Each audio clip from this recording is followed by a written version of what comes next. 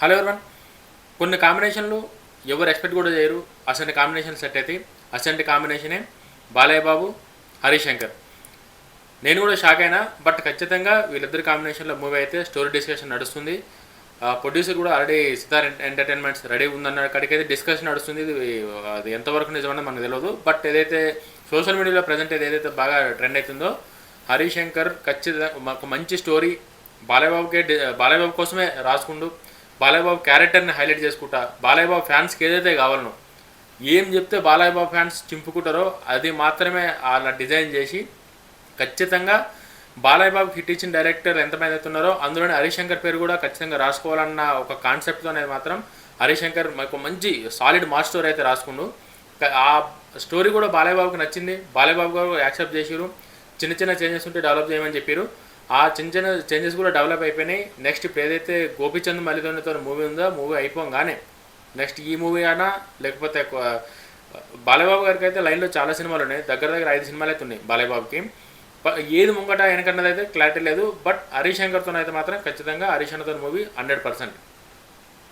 హరీష్ అన్న కాన్సెప్ట్ ఒకటే, ఖచ్చితంగా పవర్ స్టార్ పవన్ కళ్యాణ్ గారికి ఏదైతే గబ్బర్ సింగ్తో హిట్ ఇచ్చి పవన్ కళ్యాణ్ ఫ్యాన్స్ ఆకలిని ఎట్లయితే తీర్చిండో, సేమ్ యాజ్ ఇట్ ఈజ్ అంతకు డబల్ త్రిబుల్ ఖచ్చితంగా బాలయ్య బాబుతో తీసి బాలయ్య బాబులో ఉన్న మాస్ యాంగిల్స్ని తీసుకొని బాలయ్య బాబు ఫ్యాన్స్ ఏదైతే ఎక్స్పెక్ట్ చేస్తారో బాలయ్య దగ్గర నుంచి అవన్నీ దీనిలోకి ఈ సినిమాలో తీసి ఖచ్చితంగా బాలయ్య బాబు ఫ్యాన్స్ ఎట్లయితే గోపిచంద్ మల్లేని, బోయపాటి సీను, ఎట్లయితే బాలయ్య బాబుకి మినిమం గ్యారంటీ హిట్స్ అనే ఒక మంచి డైరెక్టర్గా పేరు వచ్చిందో, ఆ లిస్ట్లో హరీష్ శంకర్ గారు కూడా ఖచ్చితంగా చేరదామని ఫిక్స్ అయ్యిండు. ఎప్పటి నుంచో చేయాల్సింది, బట్ అది కొన్ని వర్కౌట్ కాలేదంటే హరీష్ శంకర్ పెద్ద డైరెక్టరు, మొత్తం షేక్ చేస్తాడు అని అయితే అట్లా ఏం చెప్పా. బట్ ఉన్న కాడికి ఏదైతే ఉందో ఓకే, మరీ దారుణంగా అయితే మరీ ఏం లేవు, 1-2 ఏదో తప్ప. మిగతా సినిమాలు ఆ రభసాను కూడా రభసానో రామాయ వస్తానో ఏదో ఎన్టీఆర్ గారికి తప్ప మిగతా అన్నీ మంచి ఓకే మినిమం గ్యారంటీ సినిమాలే తీసిండు. బాలయ్య బాబు అంటే ఒక పెద్ద హీరోని అన్నీ చేసినప్పుడు ఖచ్చితంగా ఆ థాటు ఆలోచన వేరే చేంజ్ ఉంటుంది. కాబట్టి ఖచ్చితంగా ఇప్పుడున్న జనరేషన్ ఎట్లా దృష్టిలో పెట్టుకొని ఇప్పుడున్నది ఎట్లయితే ఇదవుతుందో అవన్నీ తీసుకొని ఇంకో హైలైట్ ఏంటంటే బాలయ్య బాబుకి హరీష్ శంకర్కి స్టోరీకి ఏదైతే కన్ఫర్మ్ అయిందో మెయిన్ దీనిలో హీరోలు వచ్చేసి పవర్ స్టార్ పవన్ కళ్యాణ్ గారు. పవన్ కళ్యాణ్ గారే బాలయ్య బాబు గారికి చెప్పినట్టు ఇట్లా హరీష్ దగ్గర ఒక మంచి స్టోరీ ఉంది, మంచి బాగా కష్టపడతాడు, తీస్తాడు, ఓ ఛాన్స్ ఇవ్వండి ఒకటి అని అన్నకాడికి మాట్లాడినట్టు ఇమీడియట్లీ బాలయ్య బాబు కూడా పవర్ నువ్వు చెప్పినాక అట్లెందుకు అని చెప్పేసి స్టోరీని యాక్సెప్ట్ చేసినట్టు. సో ఇవన్నీ అంటే దగ్గరుండి మనం నేను చూసి అని చెప్తలేను, బ్యాక్ అండ్లో ఇవన్నీ నడిచినాయి అని చెప్పేసి అయితే మాత్రం సోషల్ మీడియాలో బాగా వైరల్ అవుతుంది. ఏదైనా సరే కూడా తప్పులేదు, ఎందుకంటే గబ్బర్ సింగ్ పెద్ద హిట్ ఇచ్చిన పవర్ స్టార్కి నెక్స్ట్ ఉస్తాద్ భగత్ సింగ్ కూడా మంచిగా వచ్చిందని అన్నకాడికి నడుస్తుంది.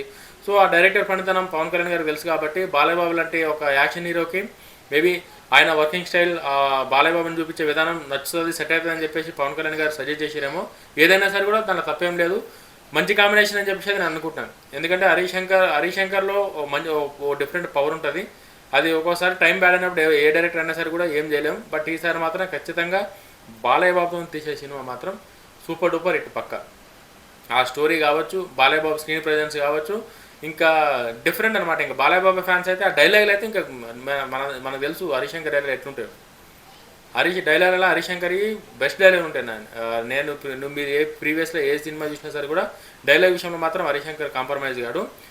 ఏదైతే ఈ అనిల్ రావుపూడి నేలకొండ భగవత్ కేసరి ఏదైతే సినిమా ఇచ్చిందో అంటే ఆ జోనర్ టైప్లో కొంచెం తీసుకుని ఒక మంచి మెసేజ్తోని మంచి యాక్షన్ సినిమా తీసి ఎట్లుంటుందో సేమ్ యాజ్ ఇట్ ఈజ్ అటువంటి స్టోరీని ఒకటి తీసి ఖచ్చితంగా బాలయ్య బాబు ఫ్యాన్స్కి కిక్ ఇచ్చే సినిమా అయితే మాత్రం ఖచ్చితంగా అవుతుందని చెప్పేసి చాలా కాన్ఫిడెంట్గా ఉన్నారు మొత్తం. సితార్ ఎంటర్టైన్మెంట్స్ అంటే ప్రొడ్యూసర్ కూడా లైన్లో ఉన్నాడు అని అంటే ఖచ్చితంగా స్టోరీ బాగుంటేనే ఇంత తొందరగా ఇవన్నీ సెట్ అవుతాయి. ఊరికే ఏదో పవన్ కళ్యాణ్ గారు చెప్పారు కదని చెప్పేసి బాలయ్య బాబు గారు అట్లా ఓకే చేయడం, హరీష్ శంకర్ గారు ఏదో ఒక అట్లుండదు. ఒక పెద్ద హీరో లైన్గా మంచి 4 సినిమాలు 100 కోట్లు కలెక్షన్స్ ఉన్న హీరో ఎవరు లేరు ఇప్పట్లో.